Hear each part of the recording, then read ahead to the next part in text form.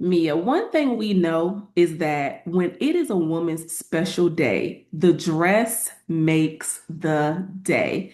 And what you've learned over your experiences of owning that dress is that you know with that a dress for a woman's special day, it can come with so many experiences.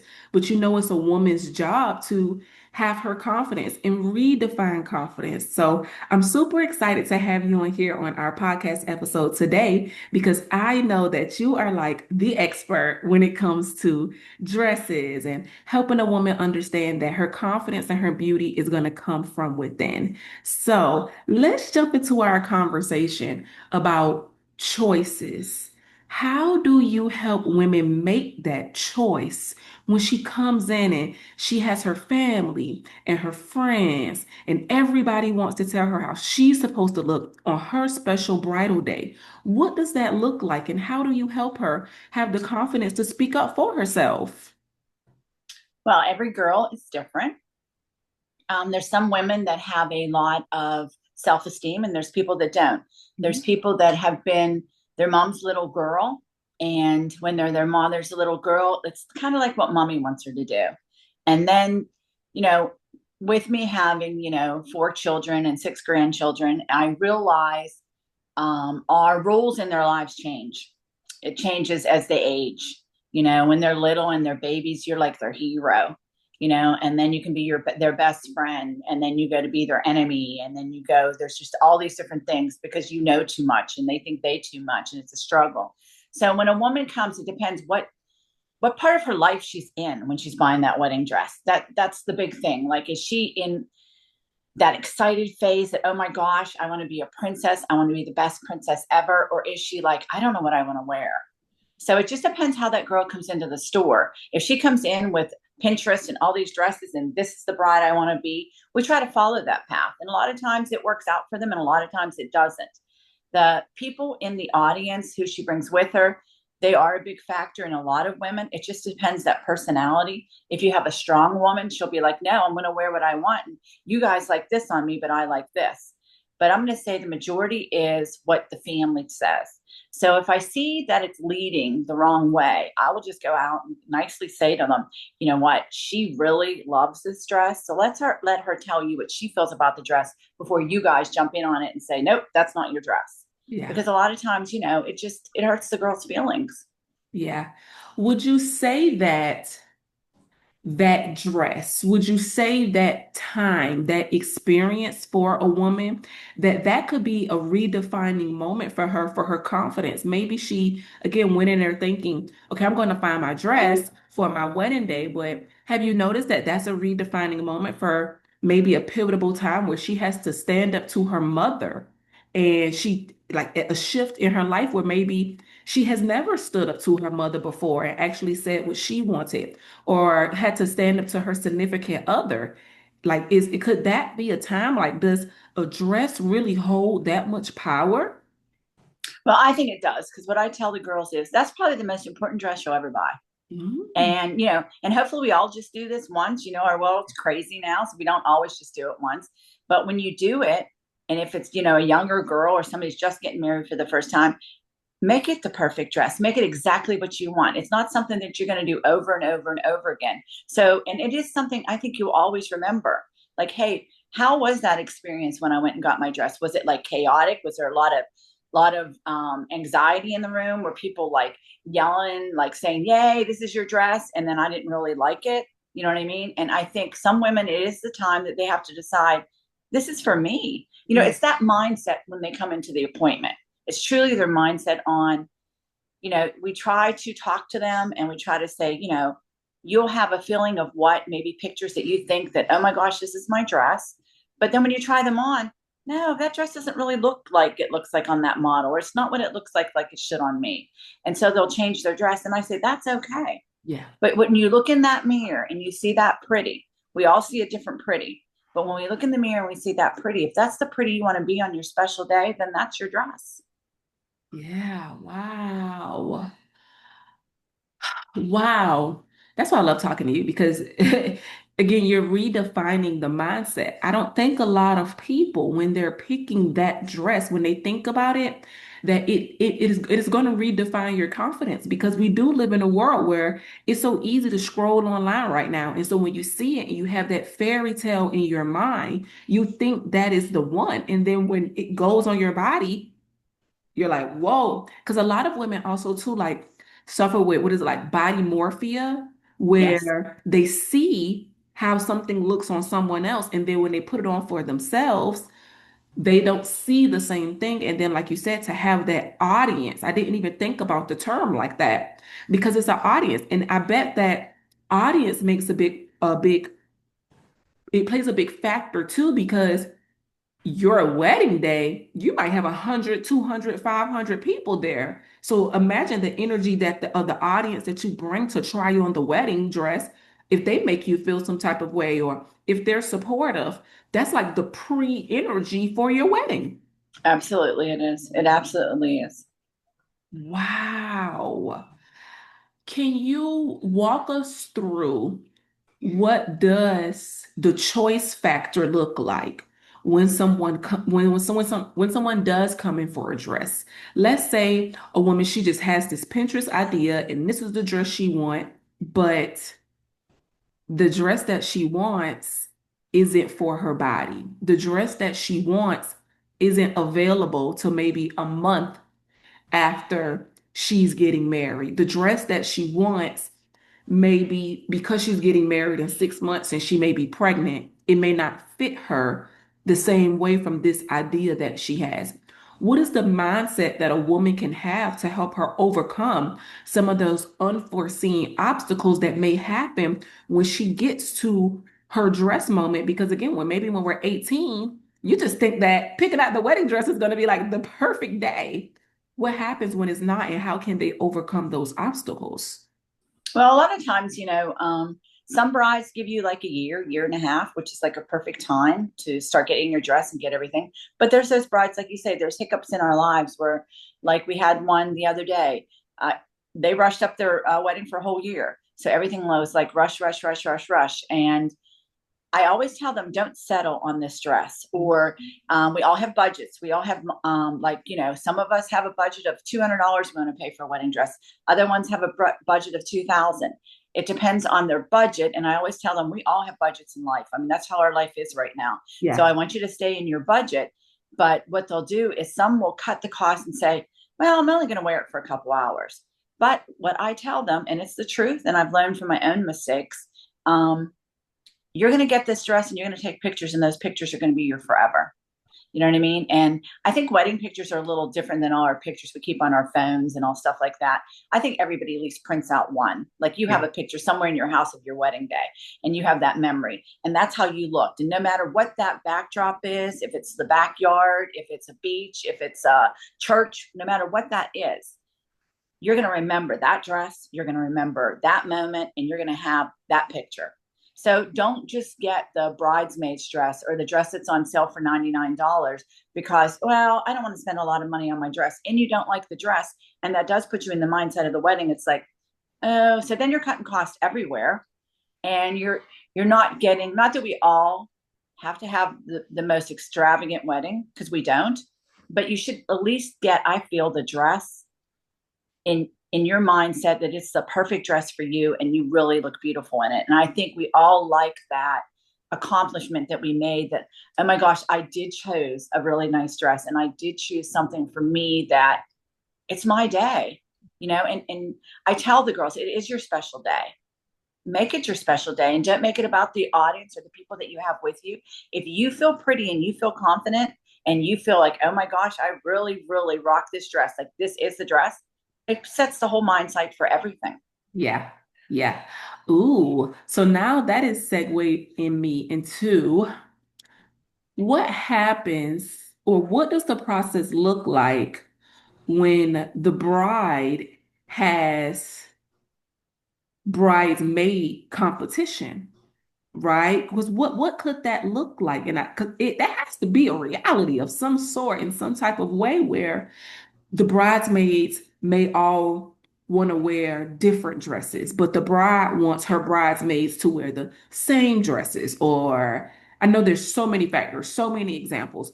what does that look like? How can a woman take her confidence and her power and use it in that moment where, again, now that she has these 5, 7, 10 bridesmaids, all of these opinions, and she wants something one type of way. Can you give us an example of something that you've seen before and in that way? And again, how would you recommend that a bride take her power and use it, but still try to maintain like a good relationship with the bridesmaids? Well, that is hard because a lot of times in a wedding, our bridesmaids and the people we have in the wedding might be from his side or the other side, or you're not really friends with them. But and then we all, when you meet somebody, we all realize what kind of personality that person has, sort of. If they're like kind of a pushover, if they're a strong personality, if there's someone like, hey, I just go with the flow, that a girl, like whatever. So different brides are different ways. But what I tell them, if they just come in before they do the bridesmaids, if I get that opportunity to talk to them, I tell them, it's your day. They said yes to be in your wedding. So, you can do this two ways. You can pick out a color or colors. Some of them have different colors and a dress, and you can go with that and tell them, this is the dress. Come try it on. Let's get you measured. Let's put, down the money on it and let's go with that. Or you can let them pick out their own dress. Now, the complications of when you let them pick their own dress out are fabrics. Do you want all the same fabrics? Do you not care if they're different fabrics? Do you want some to have straps? Do you want some to be strapless? Do you want some to have sleeves? Do you want the girl that has the full skirt or the tight skirt? Some of their chest hangs up. I said, you're going to run into all those things. If you're okay with whatever they want to wear, okay. But if you're going to have these hiccups, then it's much easier just to pick out maybe one or two dresses. These are the dresses I like. Pick these dresses out. I said it makes the process go a lot easier, but it truly is the personality of the girl and who is in her bridal party. They kind of do your best friend, you know, sometimes she ends up not being your best friend, and there is that competition because, oh, you're doing it just like my wedding. I've heard that many times. Oh yeah, these dresses look like the same ones we wore last year at so and so's wedding. And there is that stuff that they want to be different, but yet they really like the prettiness of that wedding, so they kind of want to copy but they don't. And they'll have the girls in the weddings, especially when they're certain ages. You seem to be in a few weddings in a 5-year span because everybody starts to get married. Right. And so they do that, and it's like, oh, you're doing it just like her. And Mm. then the bride is, then she'll change the whole idea of the wedding. She'll change the whole idea of the bridesmaids. Sometimes they change everything. So yeah, it all depends on the girl's personality. We have strong personalities, and we have more, you know, I'll just go along with everything. So it depends on the bride. But I tell them, always, I probably every bride, it's your day. There's no rules, but you do what you would like to do. Make it Mm. your day. This is your special day. We all have our own special days, or we'll have our own special days. This is your day. Oh, okay. You are literally just giving it to them because it's the concept of what we put in the title of one choice at a time. It's so many choices. It's so Mm. many factors. Like, wow.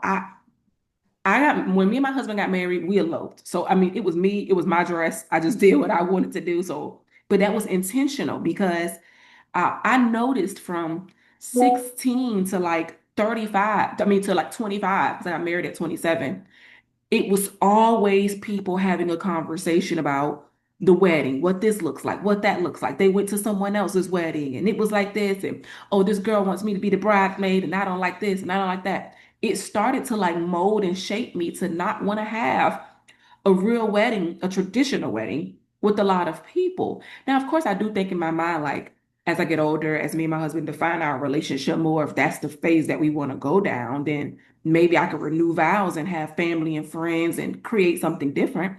But you mentioned something earlier that I would like to double back on, which is if you do give people the opportunity to wear what they want to wear, your bridesmaids, then you run into the issue of fabric. You run into the issue of maybe your dress looks very expensive. And if you have 5 bridesmaids, 2 other dresses may look very expensive, but then 3 of them look cheap. Can you help the audience understand what is the difference between actually investing in a quality dress and just investing in a dress that you think we're only going to wear this for an hour, so it shouldn't matter?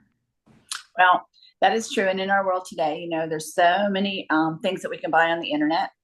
I only hear majority of whys from the hiccups. The girls that come in, I ordered this dress. You know, I've had them come in and say, I got a wedding dress for $49. It cost me $160 to get it shipped, but I got it for $40, but it's not coming in. Well, that would be your clue. And what I tell all girls, you try not to be smart about it, but if it sounds too good to be true, it's too good to be true. We all know that in life.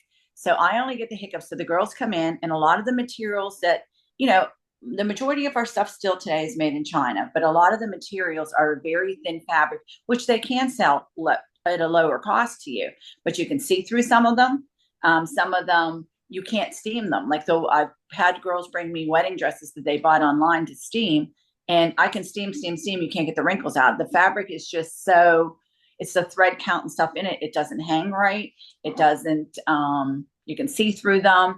And like you said, I don't like to say they look cheap, but they don't look like something you would visualize in a picture. And, Mhm. if you take pictures, so a lot of girls will take pictures in the dresses, you can see what that actually is going to look like. Yes, of course, our makeup's not done perfect. Our hair's not done perfect. We don't have everything on, but you can kind of see how a dress lays and how it looks. So if they're making these for a lower price, they're mass producing them. Yeah. There's no, it could be just a machine doing them completely themselves and not even a person. And they're just making them and flipping them out. And I only hear, like I said, the bad experiences, but we all know if we go and buy something and we wash it twice and there's little fuzz balls all over it, it wasn't, we did get it for a lower price and it's not going to last forever and ever. But on your wedding day, you want something to look pretty and you want it to look, it doesn't have to look expensive, but it has to look tasteful and it has to look like, the wind can't like blow you over in it. And you know what I mean? It has to have some kind of substance to it. And when you have a lot of those, cheaper fabrics, they don't have that. Yeah. I think that really is something to think about because it's crazy because lately I feel like I've been seeing a lot of like YouTube videos where like women who have been married for 20 years, they've been doing this like thing where they surprise their husband and he comes home on one of their anniversaries and they have their wedding dress on for all of those Mm-hmm. years. Now, of course, that's ideal, especially if a woman still can fit into the dress after all the years, right? But it's that nostalgic feeling. You could tell, like, even in the husband's eyes, he is as happy seeing the woman in that dress Mm-hmm. that on that experience as he was all those years later. And it is interesting because if you do just get a cheap dress after, I don't, let me stop using the word cheap. If you do just get a dress that you feel like you're only going to wear it for a little while, so you really don't invest in making your day as special, you're probably more bound to throw it in the trash can and just Right. let it go. Or like you said, not print out pictures to have your experience. And our cell phones are not going to last us forever. So that dress really does come with so many experiences that you have to like take a hold of realizing that the day can be so much more beautiful and pivotal if you see power in like having something that makes you feel special. Mm-hmm. Like, we all invest in things. We invest in cars, houses, vacations. We invest in like our wardrobe for work, maybe our nice shoes, jewelry. We should invest in our day for our wedding dress. You know what I mean? We should love that dress. That is our biggest thing in our life. Yeah. When you get married, you think about it. Most girls, when they're younger, like, my wedding's going to be this and that, and it may not be that exactly what you thought of when you were little, but that dress should just keep a special place in your heart that you really loved it. Yes. Have you ever had clients where they want a dress, but then maybe they also want like a pantsuit or maybe Yes. like a skirt, a two-piece? What does that experience look like? Well, like I told them before, there's no rules. Girls come in around, especially around October, and that went in a black dress. Going to have maybe a Halloween wedding. I've had red dresses. I've had blue dresses. Their vision was an older lady had came in and she wanted just like a pink dress. And she wanted to wear a long pink dress, and with me also selling like social dresses and that, I can make that happen. The wedding dress doesn't have to have the wedding label on it. So Mm. yes, there's girls that wear pantsuits, there's girls that wear one-piece jumpsuits, there's girls that wear short dresses. Some of them like to wear just different stuff. And like I said, there's no rules, but I can help you make it the special day. You know what I mean? In bridesmaids, there's ones that wear jumpsuits all the bridesmaids. It doesn't, like I said, there's no rules. You can make it your own. Wow. I, my dress was gold, so trust me, I get that. Like I'm very different anyway, so I feel that 100%. I would love for us to segue the conversation to more social dresses, right? Mm-hmm. And being inside of that space, what does it look like? Because let's say a woman is she's listening to this podcast episode, and let's say she's graduated from SCAD. And so maybe she went to college for some type of level of fashion design or something like that. And now she's trying to find her niche. She's trying to find her way in the dress industry. What advice could you possibly give her about knowing that she doesn't just have to specialize in a sense of wedding dresses, and that people do still find value in purchasing a dress for different social events and different black tie events? Like, what would you say about those type of clients? Well, absolutely. I have women that do the military balls. I have women that do the real estate balls. I have women that do different things for different organizations. And then also, there is a lot of our weddings, they're outside. They want to wear a longer dress. They want to wear something maybe not promy, but something really pretty. And then you have the mother of the bride and the groom. You have all those dresses. And they all kind of go one in one. It's the woman that comes in, what type of dress that she wants. Some woman will come in, they're going to a summer wedding and they want to kind of wear like a bridesmaid dress, something that's not real fancy but pretty and more elegant. And then a mother will want to wear something more promy for her daughter's wedding. And there is that competition that you said before. Sometimes moms, hey, it's my daughter's wedding, but I want to look as good as her. You do have that competition. There's a lot of moms out there that sometimes when we have children young in life and we're only 20 years older than them and they're getting married at 20 and we're 40, yeah, they want to rock it. They want to look as pretty as that young girl. And I say it's not a competition, but when you think about it, when you have a wedding and the people in the wedding are half from your mom and half from your dad's side and then half from his side, and you have all those people there, those parents, they want to look really good because most of those people are their friends and family too. Yeah. So there is a whole big thing on looking the way that their best for whatever the occasion is. So when women come in and they want just a dress, I do ask, well, what's the event or what are we getting dressed for? And and then you ask them like, what colors were you thinking? And it's easier if they're a little more flexible because we all know when you go look for like say that gold dress, there's no gold in there, right? There's no gold in the store that week. You know what I mean? But there is things that we can order and stuff and show pictures and stuff like that. But choices, there are a lot of choices. And I think I like in our world today that you don't have to wear, even to a black tie event, you don't have to wear a certain type of dress. More often I see to the things that I have been to that maybe long dresses were probably what 80% of the people wear. You still got those 20% wearing the shorter dresses, wearing the jumpsuits, wearing the stuff.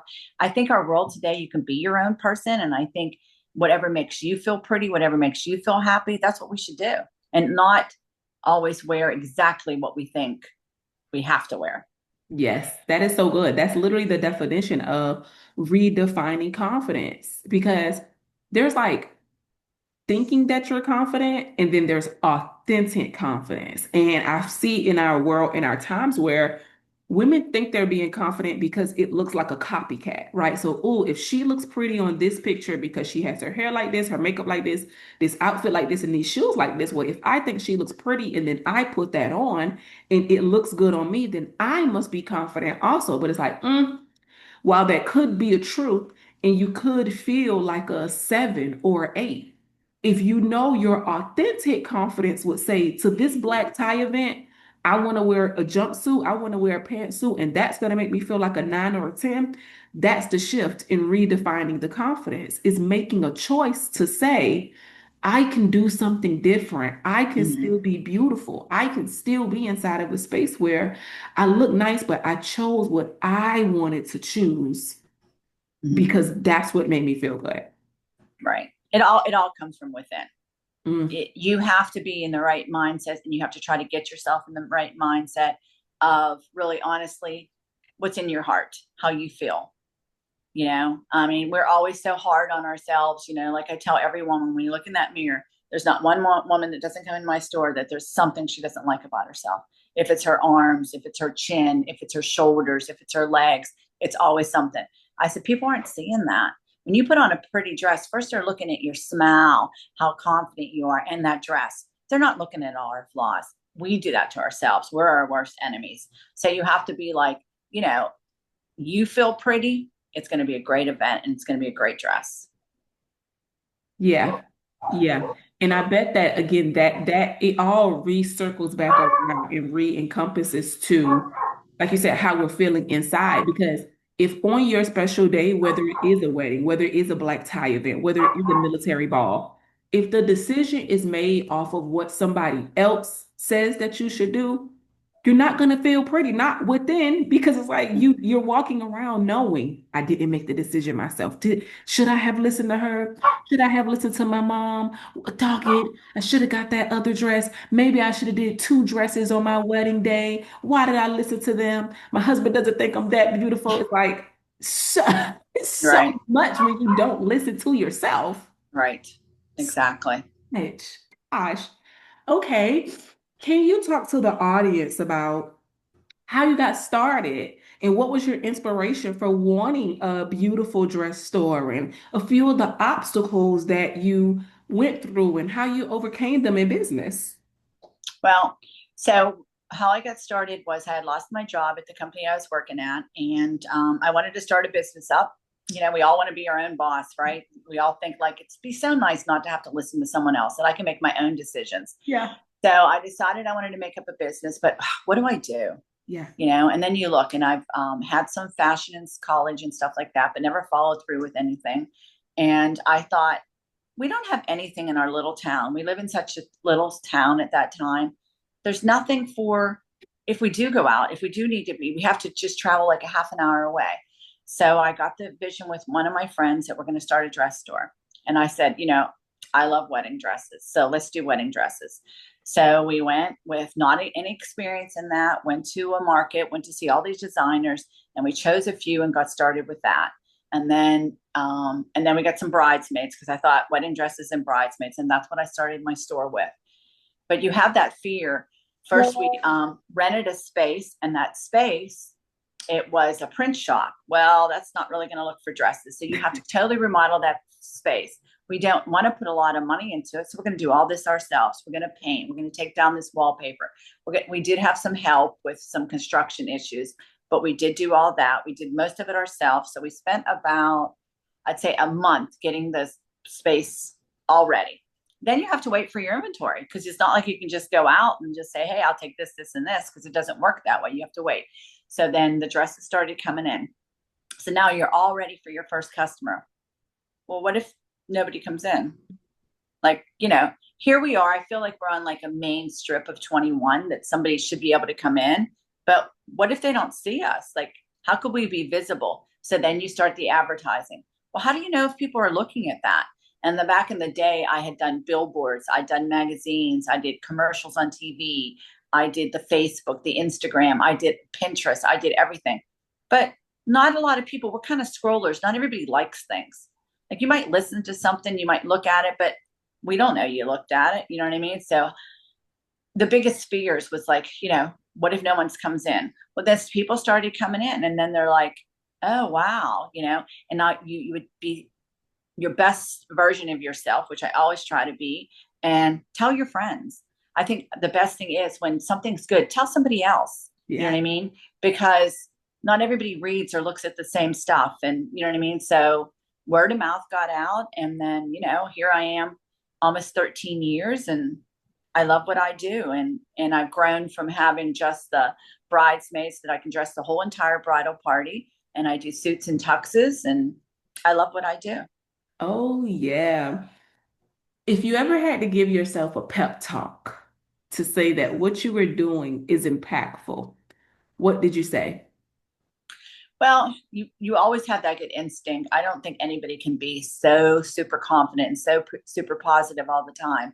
And when we have hiccups in life, and when we have things that don't go our way, I always say it's going to be better tomorrow. This can't last. You know what I mean? It's not always going to be this way, and not everything is perfect. And I always just tell myself that it's going to get better. And Yeah. I always make a joke. It has to. It has to get better. It'll get better.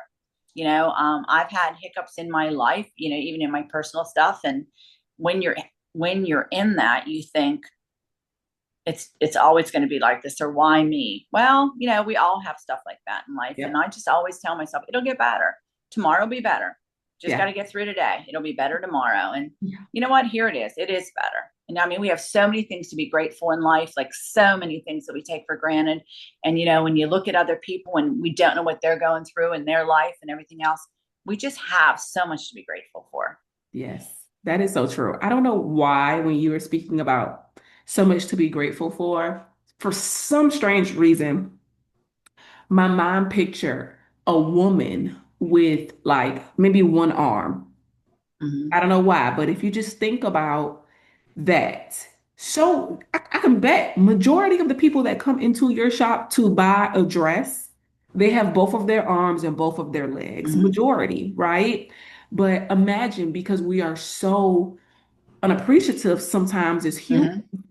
you don't even think about what the confidence level that you would have to build within yourself if you only had one arm. And like, Mm-hmm. not you were born this way, so you're used to it. And so, oh, baby, you were born this way, so you're used to it. So you've had time to adjust mentally. But again, imagine right now it's November and a tragic accident happens in January, and now your wedding was set for March, right? Gratitude will put you in a space now to say, I'm grateful for both of my arms and both of my legs because I was able to get a wedding dress and be on my very special day with Mm-hmm. both of my arms versus maybe you lost an arm or now you have a Mm-hmm. cast or you got a boot on your foot or you need a scooter.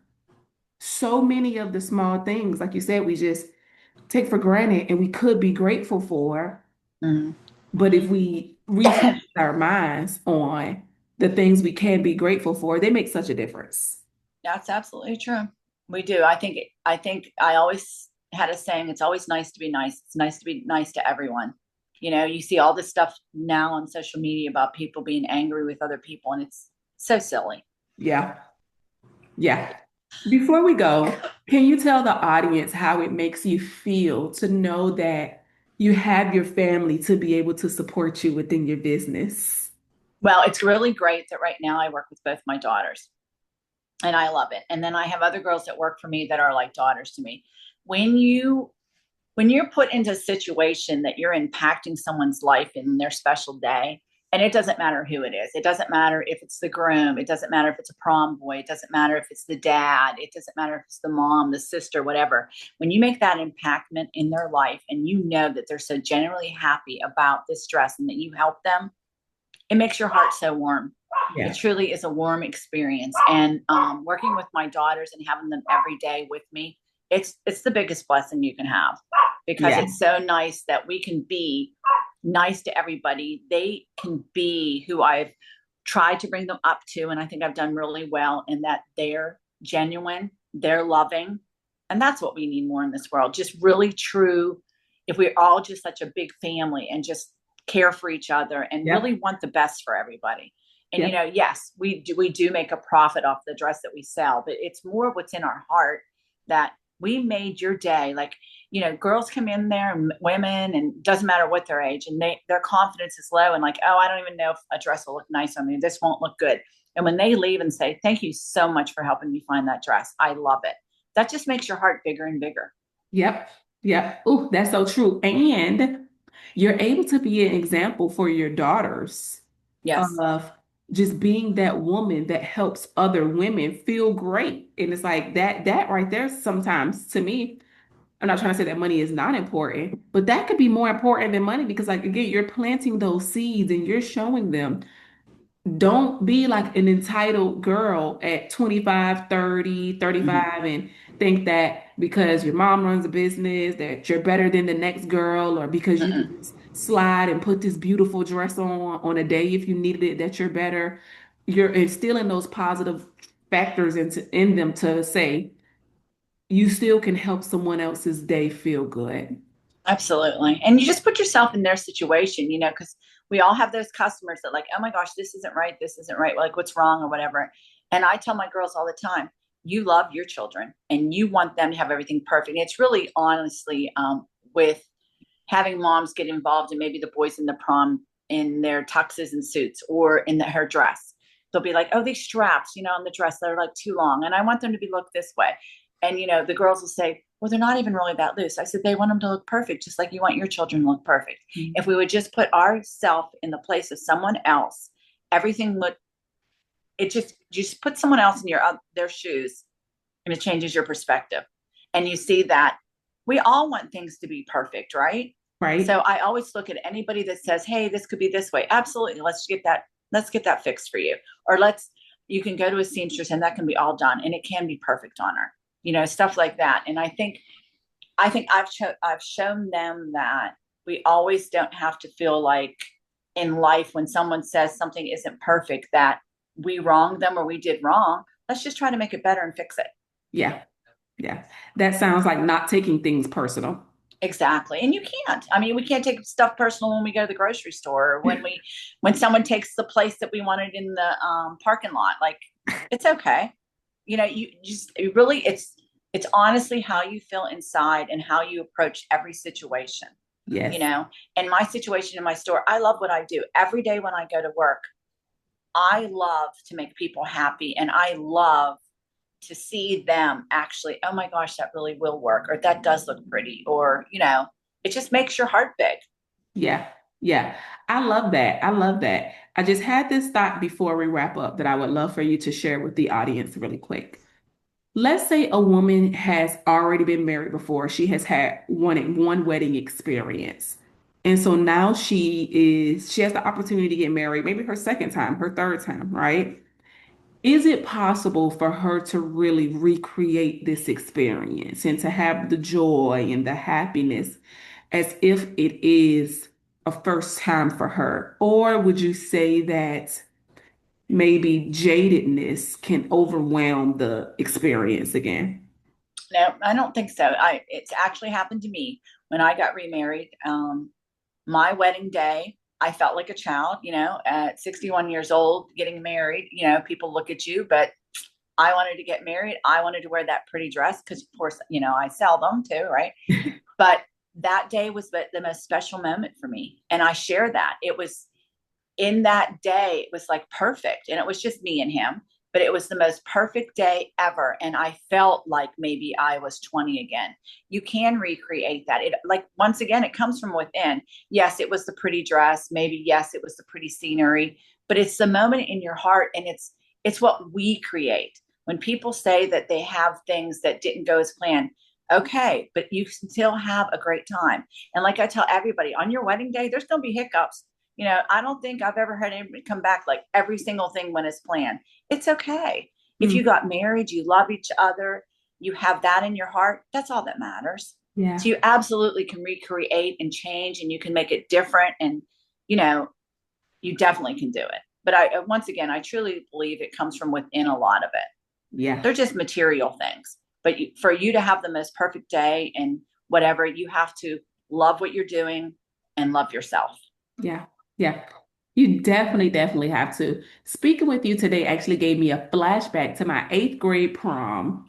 And I remember my mom got me this dress. It was brown. It was so pretty. It like tied behind my neck and it had like it was kind of like fitted at the top and like flared down at the bottom and it came like slightly past my knees. And I had these heels on, and of course again I'm in the eighth grade. And I remembered, goodness, trying the dress on right before I left the house that morning. And it was like I slipped and the Mm. heel went through like the sheer part, the sheer back part of the dress. And when I tell you, I was devastated. devastated all that morning because I'm like, what? Like, this is the dress that I'm supposed to wear. It's eighth grade prom. Everybody's looking. What's going on? But guess what? By the time I got to the prom in the gym and they were playing the music and we all were having a blast, it's like I intentionally put it outside of my mind that Right. I don't care if somebody sees the slit. And then, like, the slit seemed like it was so noticeable because it was like it teared like a triangle, and then the part that was like triangle flipped outside of Oh, the dress. So it yeah. was like hanging like that. Yeah. But I made the decision within my mind to say, I make the dress. I'm That's making the right. experience. If I still decide to have fun, have a blast, not focus my mind this entire time on, can somebody see the split? Can somebody Hmm. notice it? Can somebody notice it? Right. I still had a great time. So you're right. It does come from within. It has to. That's how your whole life has to be from within. I truly believe that. Yes, me too. So, can you tell the audience where they can find you? Because, of course, we have listeners all over. And as we kind of spoke about before, people come into Savannah, they come into Pooler, and Savannah is like popping and growing for Hmm. tourists and Hmm. everybody. So, can you let them know where they can find you, how they can find you? Well, we're at 183 Commercial Drive in Rankin, Georgia. So we're about, when you get off of 95, we're the first exit in Georgia. And then from Savannah, it's usually about a 30-minute drive, minus traffic. But we're really in a nice local situation. When you're coming up 21, we're the first shopping plaza coming into Rankin. So that's kind Hmm. of nice that we're right there too. Yeah. Plenty of parking, and our store doesn't look as spacious from the outside that it is inside. I get that told all the time, and we really take pride in keeping it very organized and clean. Yes. Yes. And you ladies take pride too in creating an atmosphere that when you come in, it doesn't just feel like going to like a typical bride store at Right. a huge what's the word I'm looking for? Like a huge corporation where Right. you're just a number, you're just Like a a department store. thank Correct. you. We're not. Yes, like a quick sale and just trying to get your money. It's like like I say, you and your daughters and the ladies create that ambiance and that feeling of care, and you take your time and you talk to them and you get an understanding of what they're really looking for. Right. Personal service. Absolutely. We really try to make everybody's vision. We try to fill that. Yeah, yeah, that's so powerful. Oh, so as we wrap up this beautiful podcast episode, you have truly inspired women to take their confidence and redefine it. Be inside of a space where they really do recognize that the choice is theirs in so many different situations and so many different realms. And so, if you could leave them with that one piece, with that one saying, with that one understanding that confidence really does come from within, what would you tell them?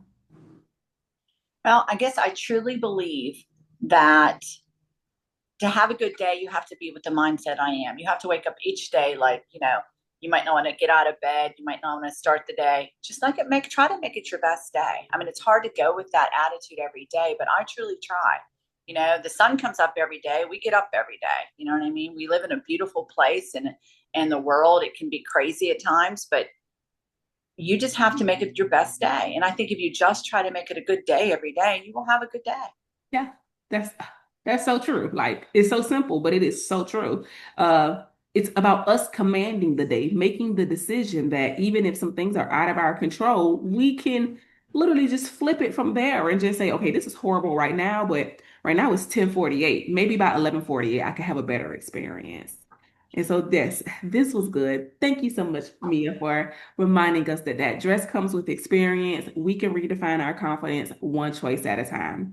So for all of our podcast listeners, thank you. Be sure to share this podcast episode. Share it with a friend, especially if you know you have a good friend that's going to be getting married soon. Send her to Savannah, send her to Rinkin. She'll have exactly what she needs at that dress. So until next time, audience, and until next time, Mia, thank you so much for coming on here, and we shall see you guys later. All right. Thank you. Bye bye.